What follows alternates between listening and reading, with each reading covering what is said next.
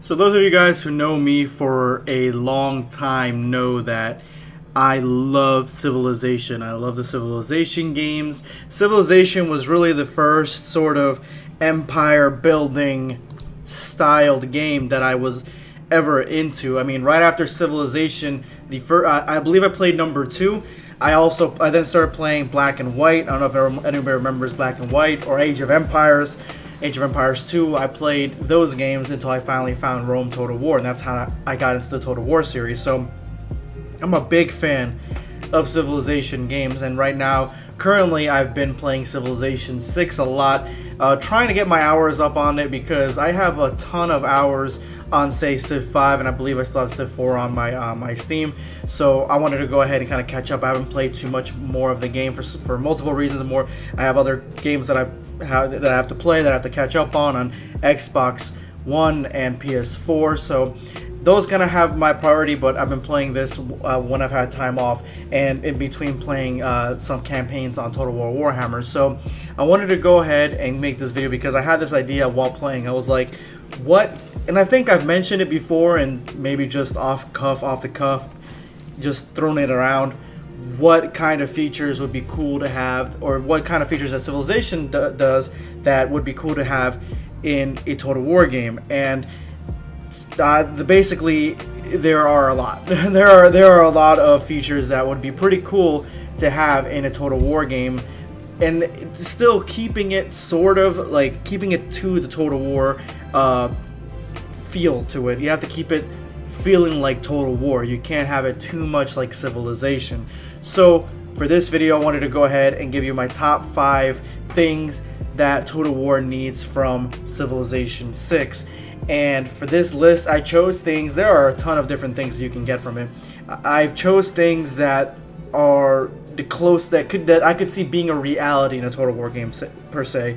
Going from, I've been playing Kingdoms on my phone to Warhammer and some of the things they want to do later on. Things seem more feasible now. Like, they are willing to integrate more stuff, especially when it comes to Kingdoms, because that's unlike any other Total War game that we've seen so far. If you guys haven't played the app Kingdoms, it's actually a lot of fun. I've been playing it lately too.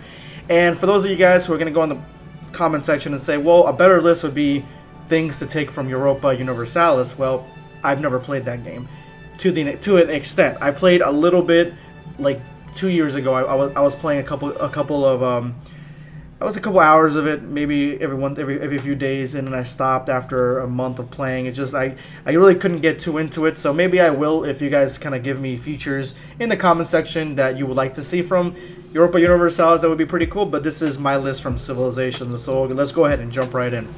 Number 5, Settlers. So this might seem kind of crazy to some, but hear me out. I have a way that this could kind of work, given the Total War sense. Now, settlers, if you guys aren't familiar with in Civilization, you get them in the very beginning, depending on what faction you get, and you are able to, depends how many you're gonna get, and then you're able to go and choose which plot of land. There's no civilizations yet. Everyone is a settler, and you get to choose what plot of land you want to create your first city on and start your civilization. That's the concept of it. And as the game progresses, you make more of these settlers to take more land, and that way your empire gets bigger and bigger, or your civilization gets bigger and bigger. That's the whole premise of it. So in Total War, we don't have that. As soon as we start the game, we start either with 2 cities. Some of us start with 1 city. Sometimes if you play Attila, you start with a whole mess of cities, like maybe 12 cities. It usually focuses on a period of time, and that period of time, that's the kind of cities you start out with, or maybe it kind of precedes the time period that you want to get to, and that's how many cities you get. And then the game kind of pushes you, like I believe Medieval 2 is like that, where at first you start out with maybe like 2 or 3 provinces, and then after a while you can take all like, say you start as France, you have a couple provinces at the very beginning, and then you can go ahead and expand and take all of France, which is historically kind of what happens in historically what happens in history, but that's kind of what happens in the game. So the way I would put this in a Total War sense is, see, hear me out. You get the settler at the very beginning. You start out with 1 settler, and then the map is blank. Whatever time period, say you're starting in medieval Europe, and you get a settler, and your faction is England. So your settler starts out on the British Isles, and from there you can kind of start your first city. You can figure out where you want your first city to go. If you don't want your first city to start out on the island, then you can kind of hop over across the bay and go to France and maybe try to find a plot of land there. But normally in civilization games, normally in your first or second turn, you want to go ahead and construct yourself a city, or else you're going to be behind. So most people and most of the AI will start a settlement right off the bat as soon as they get where they are. So if you put these settlers historically where they're supposed to be, more than likely cities will start out that way. And then once you turn on your settler, or you settle, it'll be this name of the city, which is the first city, like, or the most iconic city, or whatever the city would be, whatever capital it would be. So in terms of England, it would be London, and then the next city would be something else that would be historically accurate, and that's how I would do settlers. Number 4, city-states. Now, the city-states in Civilization, the way they work is that there are several city-states that get put on the campaign map as soon as you start out the game. Once you gain enough influence with them, they'll start giving you bonuses of whatever resource they have around them. If you attack a city-state, it's a huge penalty against you. It's like a warmongering penalty with the other factions or the other civilizations. You can ally with these city-states, and if you are allied with them, then if you go to war, they go to war, kind of thing. So it's a much better system than what we have right now in Total War, in my opinion. Because in Total War, the main factions, any other faction is not a main faction, really doesn't really serve too much of a purpose when it comes to changing the outcome of your playthrough, unless you're the Crooked Moon. If you're the Crooked Moon, then you're. But again, the Crooked Moon is a playable faction, so I guess it doesn't really count. But before they were, that could have applied to them. So the factions that we have right now in Total War, they don't. If you're not a main faction, they're either satrapy, client states. You can rarely trade with them, depending if you're not their ally, you can rarely trade with them. They really have no real say. They're not very powerful. They don't have much influence or they're not much of a presence on the campaign map besides being fodder for the other factions to eat up or destroy or ally with. So it's not really that effective, in my opinion. That's why this sort of change would be much better if you made them more important. Number 3, eras. Now, by this, I'm talking about the whole premise of Civilization. Civilization takes place all the way from the beginning of mankind all the way to the very end of mankind, or to the most recent parts. I guess in Civilization 6, you can have a giant robot mech thing, which we don't have yet. But, sometimes it plays around like that in some of the Civilization games. It gives you little things like that. Civilization Beyond Earth was completely out there because it was sci-fi. But when it comes to most Civilization games, they take place up to the current time. So the way there's 2 ways I was thinking about doing this in Total War. Now in Total War, it's still kind of controversial whether people want a game that takes place too close to modern times, like anything close to or past World War I. I would say the majority of people are like, no, not for me. So the way I would do it is 2 ways. The first way would be you'd have it from the very beginning all the way up to like the 18th century toward Napoleonic era. That would be a stretch right there. And so you'd have to change fundamentally most things about the game. You'd have to change the progression systems, what people can study, and the way the empires are formed, and you'd have to add more factions. You'd essentially have to add the entire world when it comes to that. And so with that being said, I feel like that system would fall under its own weight rather quickly. It would really not be a Total War game after that.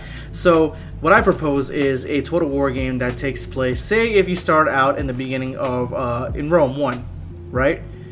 It would be pretty cool that if the time period that ended would either be medieval 2 or the Renaissance period, or even the early age of Enlightenment. Say you take Europe through all of that, and if you pick certain factions at the very beginning say the factions in the very beginning in Rome, you can quickly go through and you can stay as Rome, but stay all the way till like the medieval 2 era, and beyond that, depending if your faction withstands the changes that happen historically. So with that, you'd have to add more changes and stuff like that. You'd have to add more things that would change the actual that would be thrown at your faction. Say if you're Rome, you'd have to go through civil wars and stuff like that. You'd have to, if you're other factions, you'd have to resist being conquered by Rome. So this would be also very tricky, but I feel like there's a certain way to do this where you could add multiple eras in a Total War game. I feel like this is where Total War is heading eventually, where they're adding certain eras that you can play as, mark my words. So I feel like that's the way they're going to go through. That's the reason it's a number 3, but it's right now, for me, in my mind, those are really the only 2 ways I can see, but you'd have to change so much more of the game that, to include more eras to them, that for me, it's still a little messy. Again, I feel like this is the way it's going to be going, but if you guys can think of a better way to do it, let me know in the comment section below. I'm open to all suggestions. Number 2, religion. Okay, so religion itself in Total War as we've seen it right now, excluding Warhammer, because there's not really the religion that we know in Warhammer, it's not as strong as I would like it to be. It's not as inclusive. It's not as customizable. You can't really mess around with it too much. You can spread it. You can attack other agents. It affects the the way if you conquer a city in Rome, in Attila, in most of the games, if they have religion in it, if you conquer cities, and they're in areas where your religion's not the state religion's not their religion, there usually is some penalties, usually that will affect the gameplay throughout then. So those features I like, but they're not expansive enough. In Civilization, if you guys don't know, Civilization, I believe in 5 and in 6, don't mark my words, I know in 6 definitely because I'm playing it right now, you can create your own religion. So I wouldn't put the feature of creating your own religion in this, because if you want to keep this more total war-y, I guess, I wouldn't put the features of you can put your own name of the religion and the symbol of your religion and stuff like that. But the one thing I would keep is that you can pick through religions that they have in real life, real actual religions like Christianity, Judaism, stuff like that. So whatever era that, like, say you're in Attila or in the medieval. I keep using medieval, but it's easier to wrap my head around that. So if you're in the medieval style era, you can pick. If you founded a religion, say you're part of whatever faction finds religion, or if you want to give it to all the factions, any faction can find these religions.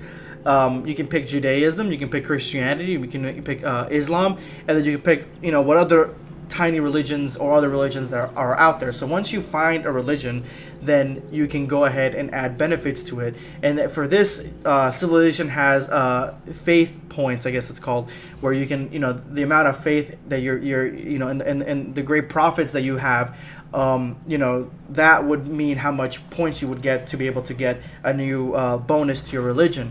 So that would be pretty cool, because then you can customize and mix and match, and each time you play the game it'd be different, because if you pick a different religion you can add different benefits to it, and you kind of really choose what you want this to be. So that's the reason I'm giving this number 2. Before we get to number 1, there are a few ones that I wanted to go ahead and kind of give special mentions to. There's no real rhyme or reason or an order or anything like that, but these are the ones that I kind of have harped on them before, so I didn't want to add them to this list because I want this list to be new stuff that I can see from this game that I can add. But things that I thought of before, that I've said before, obviously, is diplomacy. Diplomacy in Total War is stale as stale can be, when games like Civilization and the part of Europa Universalis that did have they have more that it can offer you. So when you get more options, you can do more things. So there's like embargoes and stuff like that, protective acts, defensive acts, things of that sort. So when it comes to diplomacy, that'd be a lot better. Government systems we kind of get in Total War, but not really for the most part, and especially not in Total Warhammer for the most part. So Empire had a great, in my opinion, had probably the best one so far. You can actually have an actual functioning government, and you can actually switch your government if you're, and switch it to something different. So That's another one that I would keep on there. And last shout out that I want to go ahead and give is Great People. Great People was kind of iffy for me in Civilization 6. If you get Great People points, then you can find one of these great people like Darwin, or Isaac Newton or something like that, for whatever sort of genre that they're in, or whatever sort of teachings that they're in, and then they give you bonuses to culture and science and all that stuff.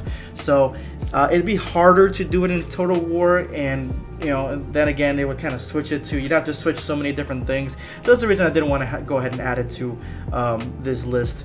But let's go ahead and go to number one. Number one is Wonders.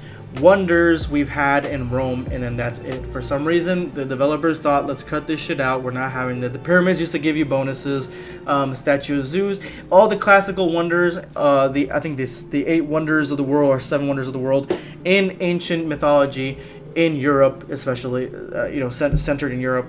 Those gave you bonuses if you took those plots of land. So it was kind of like worth it. It was like, I want to go ahead and have these bonuses, and this civilization has this plot of land, so let me go ahead and start a war with them to take it from them, and then hold it, and then eventually either make peace with them or conquer them, whatever the case might be.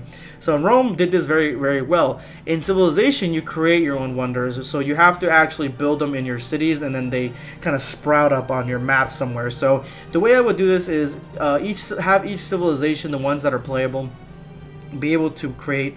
You can either do two ways. You can have universal wonders where, like, say Rome or whatever can create pyramids, or you could have it where each civilization has like a set of like 2 or 3 wonders that you can give them, and they don't have to be entirely well known. They could be like very small things. Civilization has actually wonders that are kind of things that you wouldn't, like, I didn't know even existed. Honestly, I learned a lot from just playing the game. So if you added those in there for certain civilizations, or at least give them one each, then that would be pretty cool. And then if another civilization took that plot of land, then they could have the bonuses for that wonder. So that's a great way to do it.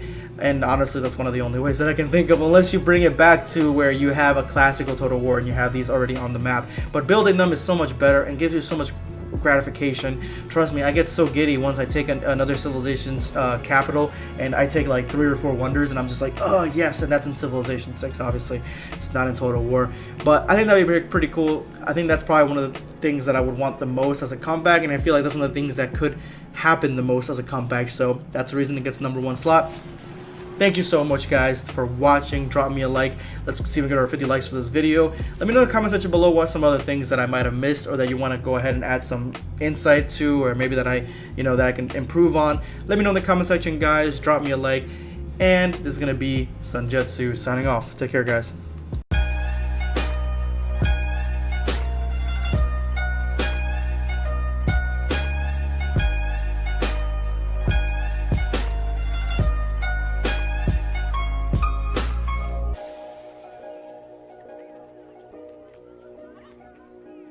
So those of you guys who know me for a long time know that I love Civilization. I love the Civilization games. Civilization, there are a lot of features that would be pretty cool to have in a Total War game, and still keeping it keeping it to the Total War feel to it. You have to keep it feeling like Total War. You can't have it too much like Civilization.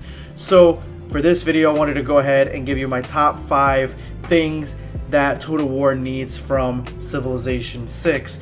And for this list, Civilization was really the first sort of empire building styled game that I was ever into. I mean, right after Civilization, I believe I played number 2. I then started playing Black and White. I don't know if anybody remembers Black and White, or Age of Empires. Age of Empires 2, I played those games until I finally found Rome Total War, and that's how I got into the Total War series. So I'm a big fan of Civilization games, and right now, currently, I've been playing Civilization 6 a lot, trying to get my hours up on it, because I have a ton of hours on, say, Civ 5, and I believe I still have Civ 4 on my Steam. So I wanted to go ahead and kind of catch up. I haven't played too much more of the game for multiple reasons and more. I have other games that I have to play, that I have to catch up on Xbox One and PS4. So those kind of have my priority, but I've been playing this when I've had time off and in between playing some campaigns on Total War Warhammer. So I wanted to go ahead and make this video because I had this idea while playing. I was like, what? And I think I've mentioned it before and maybe just off the cuff, just throwing it around. What kind of features would be cool to have, or what kind of features that Civilization does that would be cool to have in a Total War game? And basically, there are a lot.